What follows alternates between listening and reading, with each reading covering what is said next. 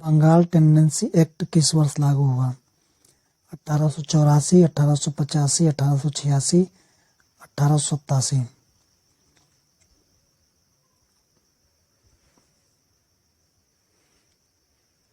Bengal tendency act 1885 में लागू हुआ था। 1885 में ही भारतीय राष्ट्रीय कांग्रेस की स्थापना की गई थी।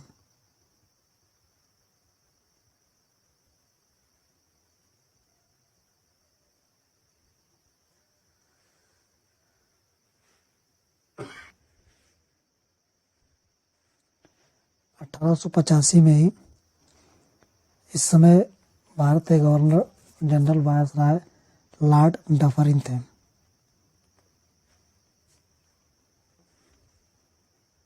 दूसरा प्रश्न, भारतीय संघ में विलय के लिए इंस्ट्रूमेंट ऑफ एक्सेशन पर हस्ताक्षर करने वाला कौन सा रियासती राज्य था? ऑप्शन है पटियाला, बड़ौदा, बीकानेर, उदयपुर। तो इंस्ट्रूमेंट ऑफ एक्सेशन पर हस्ताक्षर करने वाला बीकानेर राज्य था। तीसरा प्रश्न देखेंगे, भारत छोड़ो आंदोलन के दौरान निम्नलिखित में से किस स्थान पर लोगों की सरकार स्थापित की गई थी? ऑप्शन इलाहाबाद, कानपुर, झांसी, सतारा।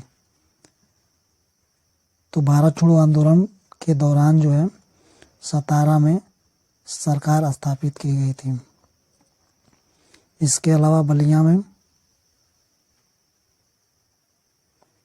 जो उत्तर प्रदेश में है, और इसके अलावा तामलोक में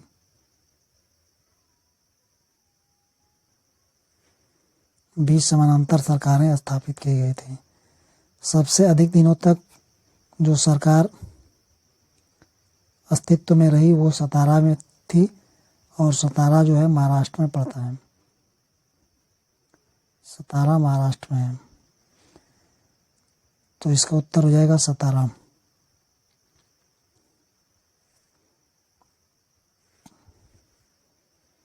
अगला प्रश्न देखेंगे, निम्नलिखित में से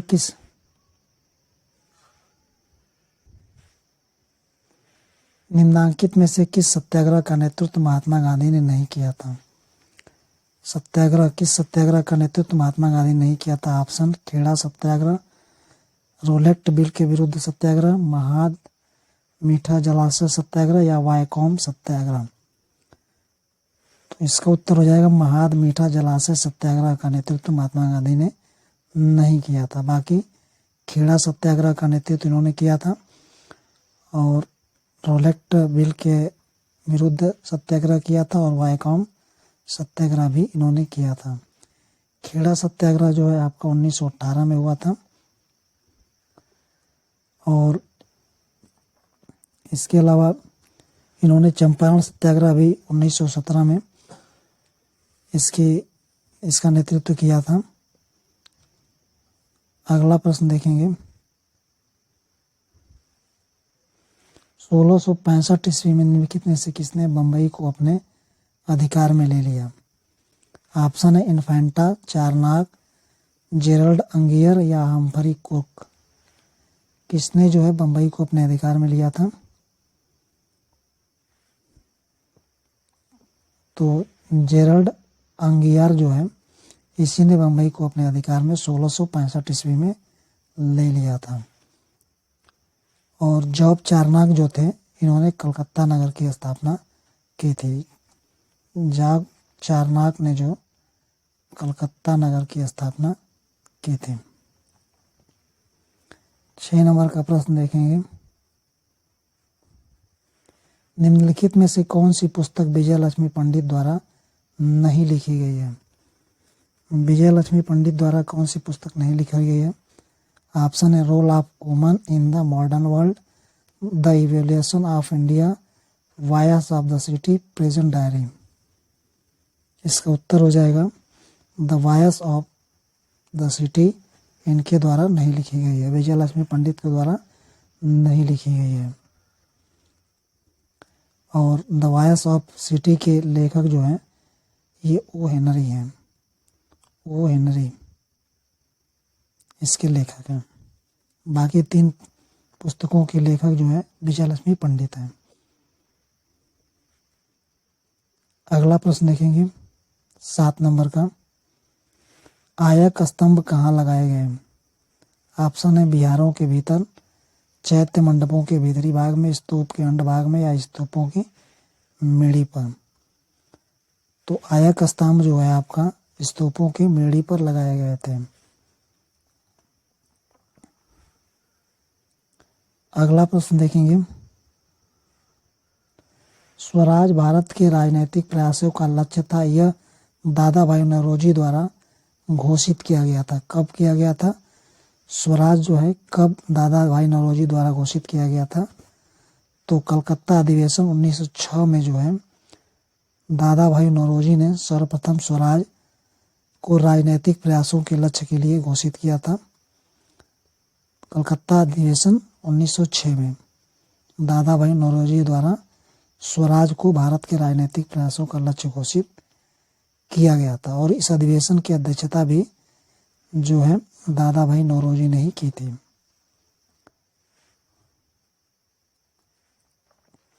निम्न में से किसने कहा था कि मेरे बालक नहीं तुम एक भारतीय प्रथम हो, उसके बाद ही एक मुसलमान हो? ऑप्शन है जवाहरलाल नेहरू, मोहम्मद इकबाल, मोहम्मद अली जिन्ना, सैयद अहमद खान। तो ये स्टेटमेंट किसने कहा था? इसका उत्तर हो जाएगा मोहम्मद अली जिन्ना ने यह कहा था कि मेरे बालक नहीं तुम एक भारतीय प्रथम हो और उसके बाद ही एक मुसलमान हो।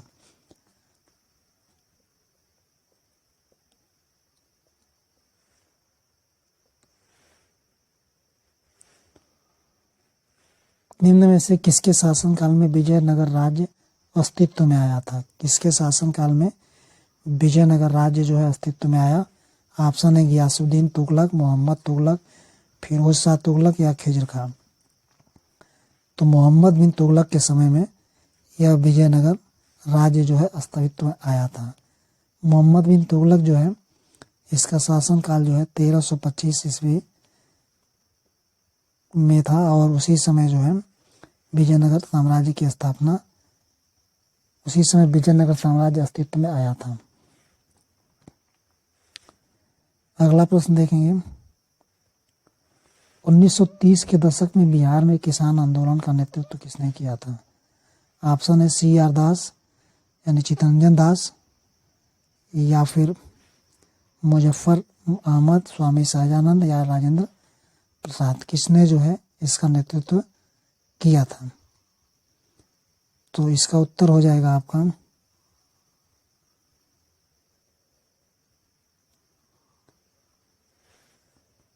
स्वामी सहजानंद ने जो है बिहार में किसान आंदोलन का नेतृत्व किया था।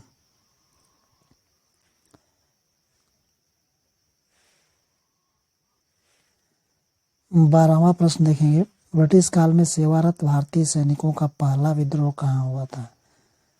ब्रिटिश सेना में जो सेवारत भारतीय सैनिक थे उनका पहला विद्रोह कहाँ हुआ था? ऑप्शन है आपका बंगाल, मेरठ, बेल्लूर, या अवध में। तो बेल्लूर में पहला विद्रोह हुआ था इनका 10 जुलाई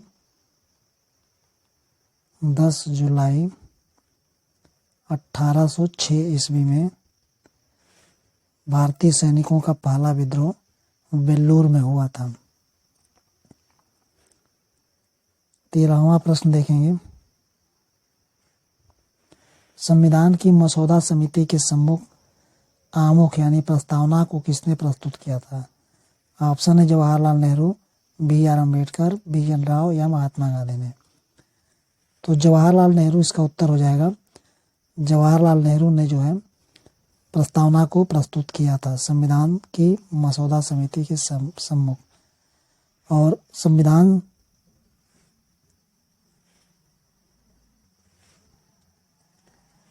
सभा की जो है संविधान सभा की प्रथम बैठक जो हुई थी, प्रथम बैठक 9 दिसंबर 1946 ईस्वी को हुई थी। और उस समय इसके अध्यक्ष जो थे डॉक्टर सच्चिदानंद सिन्हा थे, जो अस्थायी अध्यक्ष थे। पुनः 11 दिसंबर 1946 को इसका जो है अस्थायी अध्यक्ष डॉक्टर राजेंद्र प्रसाद को नियुक्त किया गया। और जवाहरलाल नेहरू ने 13 दिसंबर 1946 को यह मसौदा समिति के समक्ष जो है इन्होंने प्रस्तावना को प्रस्तुत किया था।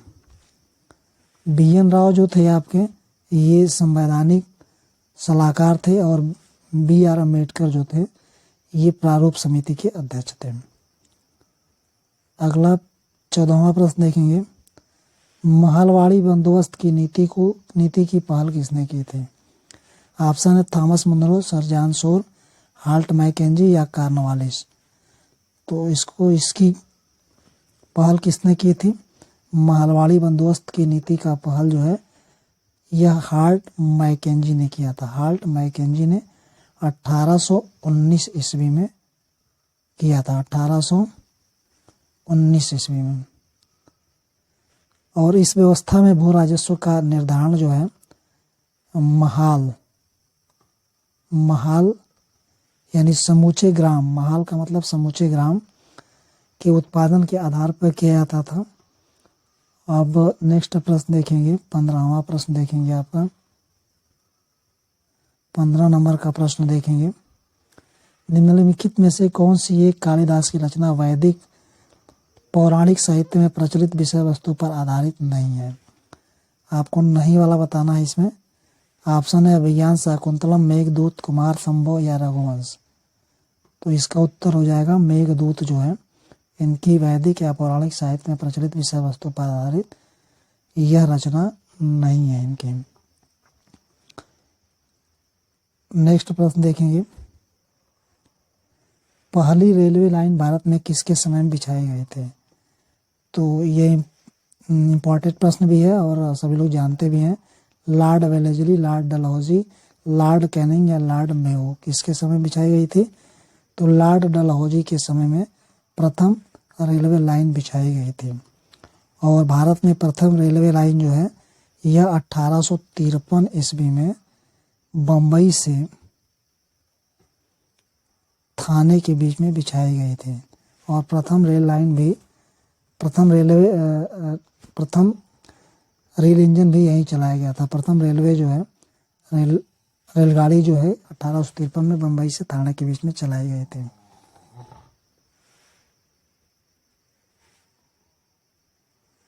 किस वर्ष में कलकत्ता से आगरा के मध्य प्रथम टेलीग्राफ लाइन प्रारंभ की गई थी? कलकत्ता से प्रथम टेलीग्राफ लाइन जो है, पर ये प्रश्न बनेगा कि कहाँ से कहाँ प्रारंभ की गई थी? तो कलकत्ता से आगरा में। यह किस सन में प्रारंभ की गई थी? ऑप्शन है आपके 1853, 1855, 1856, 1857। तो यह प्रथम टेलीग्राफ लाइन जो है आपकी 1853 ईस्वी में जो है यह प्रारंभ की गई थी। और इस समय जो है लॉर्ड डलहौजी जो 1848 में गवर्नर जनरल बन के भारत आया था, उसी के शासनकाल में जो है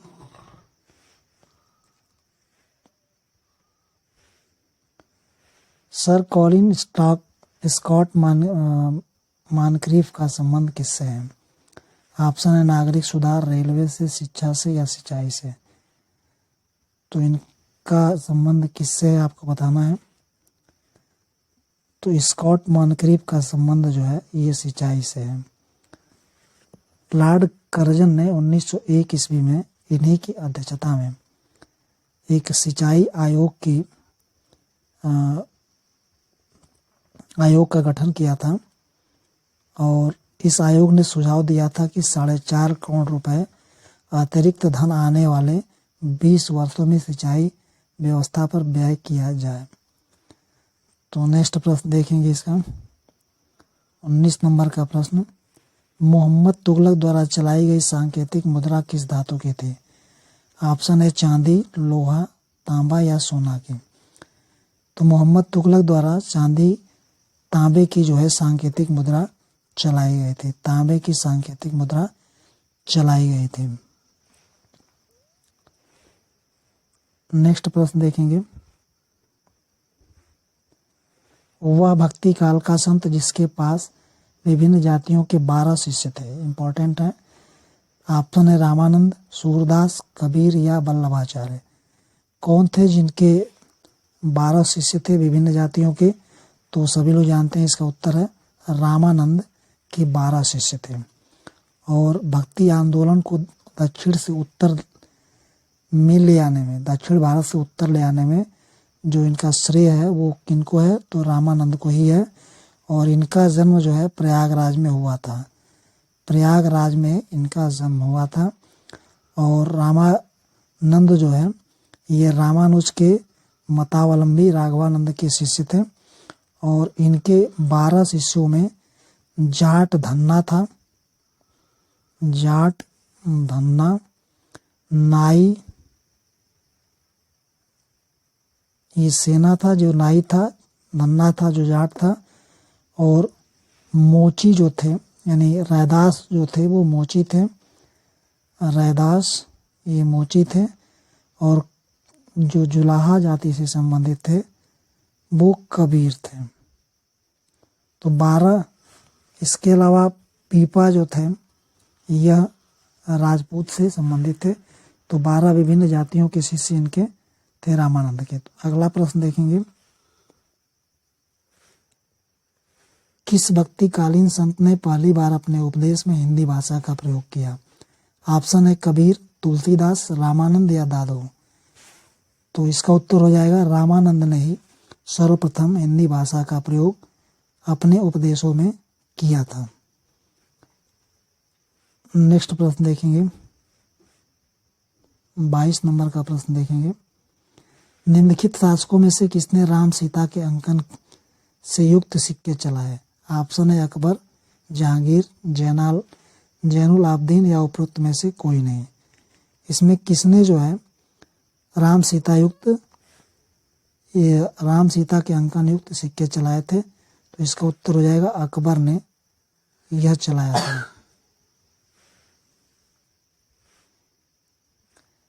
इस सिक्के में जो है चांदी का सिक्का था ये, और इसमें एक तरफ धनुर्धारी राम और दूसरी तरफ सीता की प्रतिमा अंकित थी। और देवनागरी लिपि में जो है राम सिया अंकित था।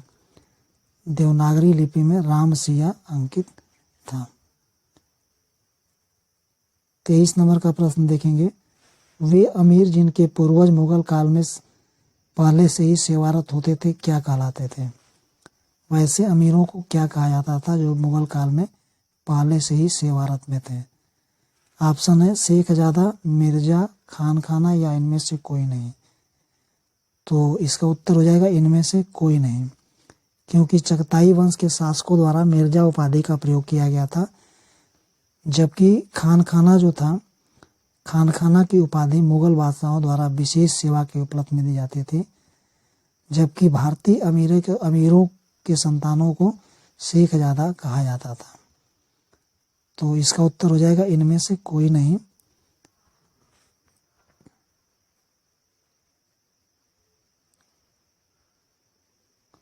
चौबीस नंबर का प्रश्न देख लेंगे, वह कौन सी मुगल राजसी महिला थी जिसकी मृत्यु के पश्चात बहुत से अमीर राजपूत अमीरों ने अकबर के साथ अपने सिरों को मुड़वा लिया था? ऑप्शन है गुलबदन बेगम, हमीदा बानो बेगम, महामनगा या मानवती बाई। तो वो कौन सी थी? इसका उत्तर हो जाएगा हमीदा बानो बेगम की मृत्यु के पश्चात राजपूत अमीरों ने अकबर के साथ अपने सिरों को मुड़वा लिया था। और यह अकबर की माँ थी, अकबर की माँ थी। और इसके अलावा इनकी मृत्यु जो है 1604 ईस्वी में हुई थी। तो इम्पोर्टेंट ये है। अगला क्वेश्चन देखेंगे, 25 नंबर का क्वेश्चन, जाति एवं नस्ल संबंधी समस्त भेदभाव समाप्त करने हेतु महानिर्वाण तंत्र में प्रतिष्ठित विवाह का शैव स्वरूप अंगीकार करने का सुझाव किसने दिया? ऑप्शन है राजा राम मोहन राय, देवेंद्र नाथ टैगोर, केशव चंद्र सेन, गोपाल हरि देशमुख। तो इसका उत्तर हो जाएगा राजा राम मोहन राय ने यह सुझाव दिया था। नेक्स्ट प्रश्न देखेंगे 26 नंबर का प्रश्न। शेर शाह के प्रारंभिक जीवन में अतालिक नियुक्त हुआ था। अतालिक मीन्स होता है शिक्षक। तो ऑप्शन है बहार खां के अधीन, जलाल खां के अधीन, जमाल खां के अधीन या ताज खां के अधीन। तो शेर शाह जो था ये इब्राहिम सूर का पौत्र और हसन का पुत्र था। शेर शाह जो था इब्राहिम सूर का जो था पौत्र था और हसन का यह पुत्र था। और यह जो है अतालिक नियुक्त किया गया किसके अंतर्गत, तो ये बहार खां के अधीन जो है यह अतालिक नियुक्त किया गया था। और यह किसका अतालिक यानी शिक्षक नियुक्त किया गया, तो बहार खां के पुत्र जो है जलाल खां का यह अतालिक नियुक्त किया गया। जलाल खान का यह शिक्षक या अतालिक नियुक्त किया गया था। और नेक्स्ट प्रश्न देखेंगे अब 27 नंबर का प्रश्न। निम्नलिखित में से किसने कश्मीर में शालीमार और निषाद बाग की नींव रखी। ऑप्शन है अकबर, जहांगीर, शाहजहां या नूरजहां ने।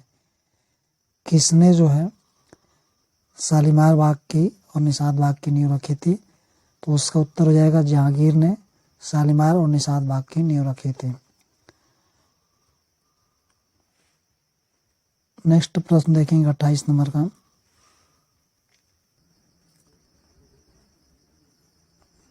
अकबर ने मोइनुद्दीन चिश्ती की दरगाह की प्रथम यात्रा कब की थी। ऑप्शन है 1560, 1570, 1562 या 1573 में। तो अकबर ने मोइनुद्दीन चिश्ती की दरगाह पर पहली बार 1562 ईस्वी में प्रथम यात्रा की थी अपनी। अब नेक्स्ट प्रश्न देखेंगे। दिल्ली के किस सुल्तान ने सीरी के दुर्ग की नींव डाली और उसे निर्मित किया। ऑप्शन इल्तुतमिश, बलबन, अलाउद्दीन खिलजी या गियासुद्दीन तुगलक।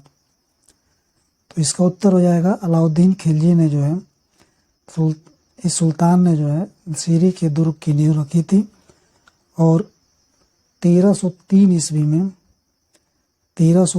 ईस्वी में अलाउद्दीन खिलजी ने सीरी के दुर्ग की नींव डाली थी और उसने सीरी का नगर भी बसाया था।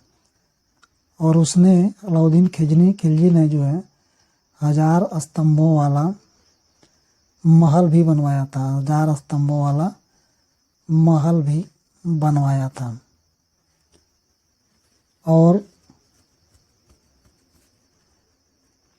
कुतुब मीनार के निकट जो है अलाई दरवाजा भी इसने बनाया था।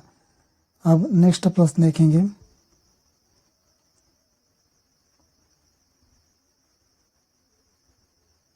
तीस नंबर का प्रश्न देखेंगे।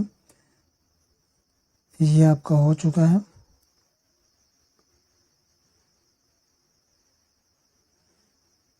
निम्नलिखित में से क्या सिकंदर लोदी से संबंधित नहीं है।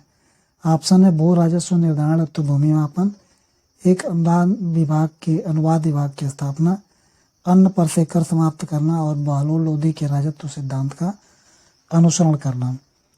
तो ये संबंधित नहीं है सिकंदर लोदी से, तो बहलोल लोदी के राजत्व सिद्धांत का अनुसरण करना ये संबंधित नहीं है,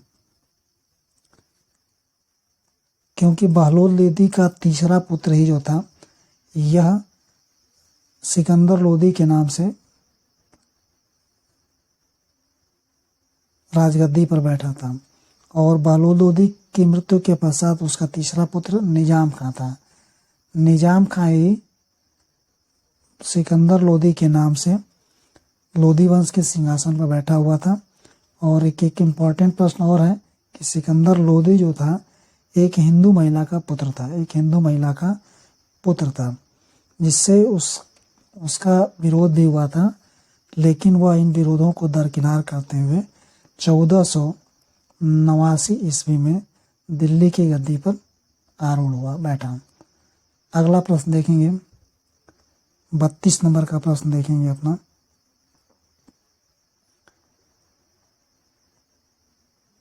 दिल्ली सल्तनत के अंतर्गत निम्न में से कौन सा एक सिक्का प्रचलन में नहीं था? ऑप्शन है दाम, टंका, जीतल या दोगाने।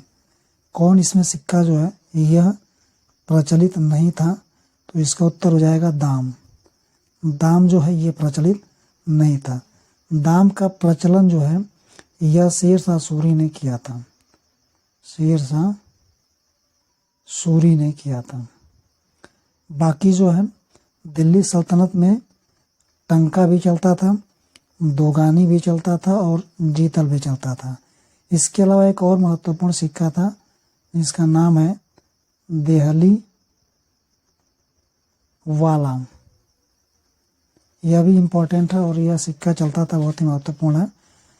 अब इसके संदर्भ में कुछ और चीज़ें देख लेंगे। शुद्ध चांदी का सिक्का जो था यह रुपया कहलाता था, और ये दाम जो था आपका यह शुद्ध तांबे का सिक्का था, शुद्ध तांबे का यह सिक्का था। इसके अलावा जो है आपका दोगानी नामक जो सिक्का था इसका प्रचलन मोहम्मद बिन तुगलक द्वारा किया गया था, मोहम्मद बिन तुगलक द्वारा। नेक्स्ट प्रश्न देखेंगे, 33 नंबर का प्रश्न देखेंगे। वली और अमीर के पदों को किसने पृथक किया? ऑप्शन है बलबन, मोहम्मद तुगलक, अलाउद्दीन खिलजी, गयासुद्दीन तुगलक। किसने इसको अलग किया था? तो इसका उत्तर हो जाएगा आपका, इसको जो है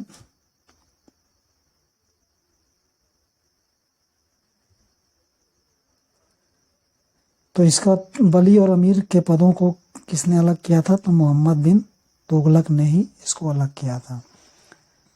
अगला प्रश्न देखेंगे,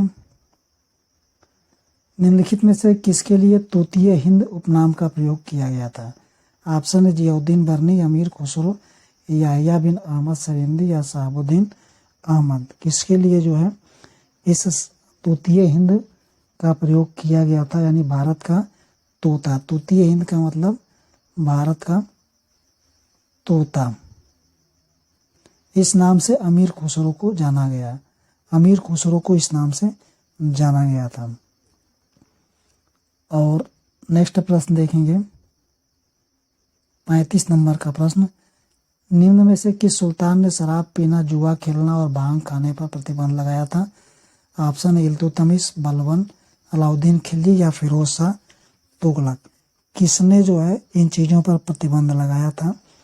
तो इसका उत्तर हो जाएगा अलाउद्दीन खिलजी ने जो है शराब पीना, जुआ खेलना और भांग खाने पर प्रतिबंध लगा दिया था। इसके अलावा धनी व्यक्तियों की संपत्ति छीनना और इस पर भी प्रतिबंध लगा दिया था। और इसके अलावा अमीरों के मेल मिलाप तथा वैवाहिक संबंधों पर प्रतिबंध लगा दिया था उसने। और इस तरह जो है दिल्ली का प्रथम सुल्तान ऐसा करने वाला था।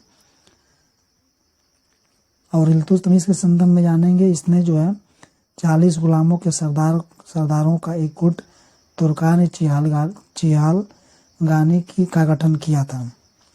अगला प्रश्न देखेंगे, अमीर खुसरो का मूल नाम क्या था? ऑप्शन है फरीद, जूना खां, अबुल हसन या निजामुद्दीन हसन।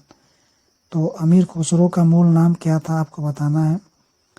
अमीर खुसरो का मूल नाम जो था ये क्या था आपको बताना है। 4 ऑप्शन आपके सामने हैं।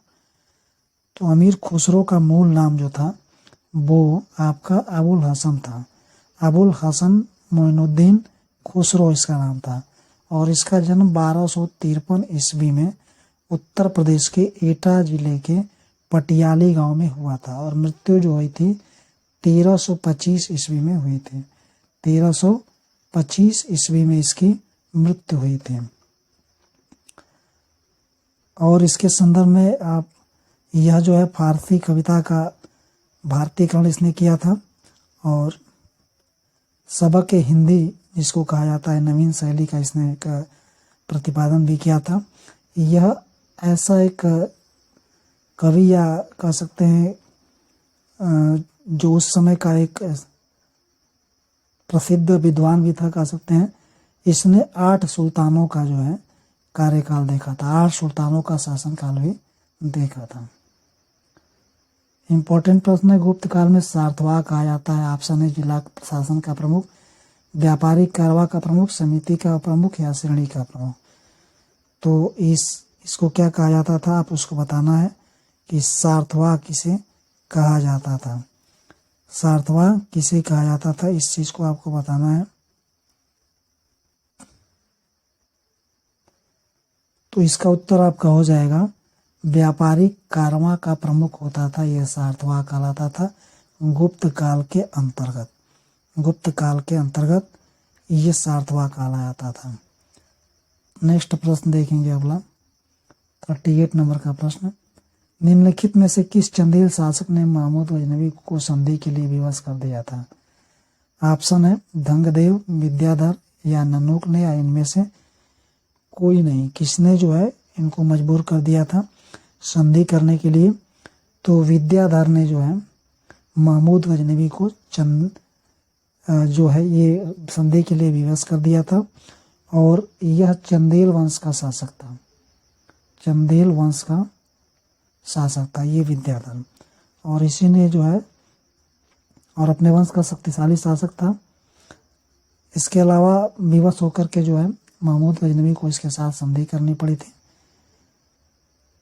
और इसने जो है 1019 से 20 के बीच में जो है चंदेलों पर आक्रमण किया था महमूद गजनवी ने। अगला प्रश्न देखेंगे, निम्नलिखित में से किस चोल शासक की उपाधि पंडित चोल थे। ऑप्शन है राजराज प्रथम, राजेंद्र प्रथम, राजाधिराज प्रथम या कुलोंग प्रथम। कुलोतुंग प्रथम इसमें से कौन है जिसकी एक उपाधि जो है पंडित भी थी, आपको बताना है। तो इसका उत्तर हो जाएगा आपका राजेंद्र प्रथम की उपाधि पंडित भी थे, राजेंद्र प्रथम की उपाधि। तो ये राजेंद्र प्रथम जो है यह राज प्रथम का जो है यह पुत्र था, राज प्रथम का यह पुत्र था। और इसने जो है 1014 से लेकर 1044 ईस्वी तक शासन किया था। इसकी उपाधियों में और भी हैं गंगैकोंड चोल, वीर राजेंद्र या फिर पंडित चोल, या फिर कह सकते हैं पर केसरी वर्मन। इस तरह की उपाधियां इसने धारण की थी। इसी के संदर्भ में स्मिथ महोदय ने इसे दक्षिण का नेपोलियन भी कहा है। इम्पोर्टेंट है, दक्षिण का नेपोलियन किसे कहा जाता है, दक्षिण का नेपोलियन किसे कहा जाता है। तो इसे स्मिथ महोदय ने जो है दक्षिण का नेपोलियन कहा है राजेंद्र प्रथम को, राजेंद्र चोल को। तो आप बताएं कि उत्तर भारत के किस शासक को जो है नेपोलियन की संज्ञा दी गई थी, भारत का नेपोलियन की संज्ञा दी गई थी। उसका उत्तर हो जाएगा आपका समुद्रगुप्त। तो दक्षिण का नेपोलियन किसे कहा गया था, राजेंद्र चोल को, राजेंद्र प्रथम को, राजेंद्र चोल को। अगला प्रश्न देखेंगे, मेहरौली स्तंभ लेख किस शासक से संबंधित है। ऑप्शन चंद्रगुप्त द्वितीय, चंद्रगुप्त मौर्य, चंद्रगुप्त प्रथम या समुद्रगुप्त। किससे ये संबंधित है आपको बताना है। तो यह चंद्रगुप्त द्वितीय विक्रमादित्य से संबंधित है मेहरौली लौह स्तंभ, क्योंकि मेहरौली लौह स्तंभ में जो है चंद्र नामक राजा की विजय कीर्ति अंकित है, और वह चंद्र नामक राजा चंद्रगुप्त विक्रमादित्य को ही माना जाता है। इसके अलावा अगला प्रश्न देखेंगे, सूची का मिलान करना है। एक तरफ कुमारगुप्त प्रथम, चंद्रगुप्त प्रथम, चंद्रगुप्त द्वितीय और उनकी पत्नियों के नाम दिए हुए हैं। तो आपको बताना है कि इसमें से कौन सा सही है। तो चलिए इसका उत्तर देख लेते हैं। कुमारगुप्त प्रथम जो था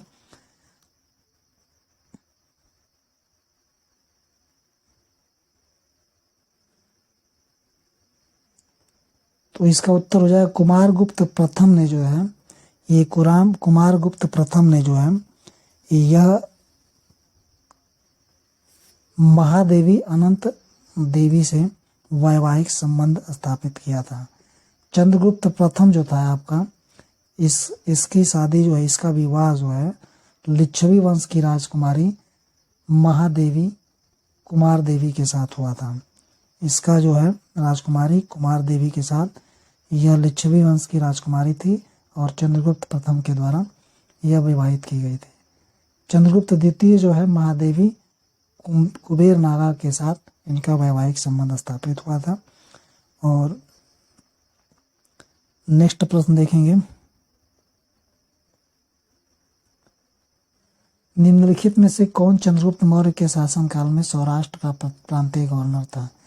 ऑप्शन है तुषाप, पुष्यगुप्त, बिंदुसार या राधागुप्त। आपको बताना है इसमें से कौन था। चंद्रगुप्त मौर्य ने जो है इसके शासनकाल में सौराष्ट्र का प्रांतीय गवर्नर किसे नियुक्त किया गया था?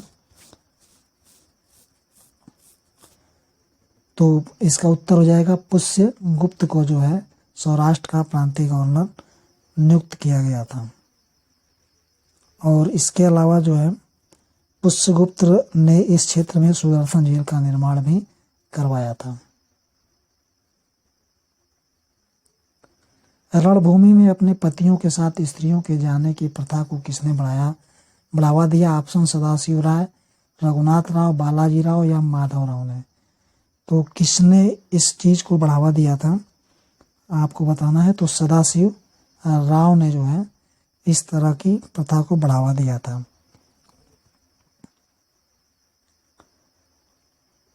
अगला प्रश्न देखेंगे, 6ठी शताब्दी ईसा पूर्व में निम्नलिखित में से किस महाजनपद में राजतंत्रात्मक शासन नहीं था? राजतंत्रात्मक शासन नहीं था, ये बताना है आपको। तो कहाँ पे नहीं था आपको? कौशल देखेंगे, वज्जी, अवंती या मगध। तो कहाँ पे जो है राजतंत्रात्मक शासन नहीं था? तो इसका उत्तर हो जाएगा आपका ये वज्जी संघ में जो है राजतंत्रात्मक शासन नहीं था।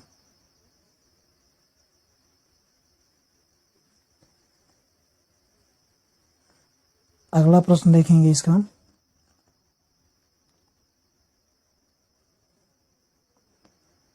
कौन सा प्राचीन भारतीय सभ्यता रंगीन ग्रे बेयर संस्कृति से पहचानी जाती है? ऑप्शन सिंधु घाटी, पूर्व वैदिक, उत्तर वैदिक या ताम्र पाषाण। कौन सी सभ्यता ये पहचानी जाती है? पेंटर रंगीन ग्रे बेयर यानी पेंटेड ग्रे बेयर, PGW।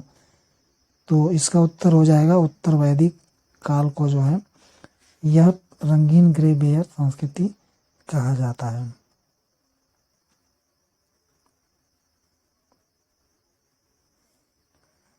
अगला प्रश्न देखेंगे, 46 नंबर का प्रश्न देखेंगे आपका, वैदिक साहित्य का प्राचीनतम ग्रंथ कौन सा है? ऑप्शन ऋजुवेद, उपनिषद, सूत्र या महाकाव्य। तो वैदिक साहित्य का सबसे प्राचीनतम वेद आपका ऋजुवेद ही है। और इसके ऋग्वेद की रचनाओं का जो पाठ करता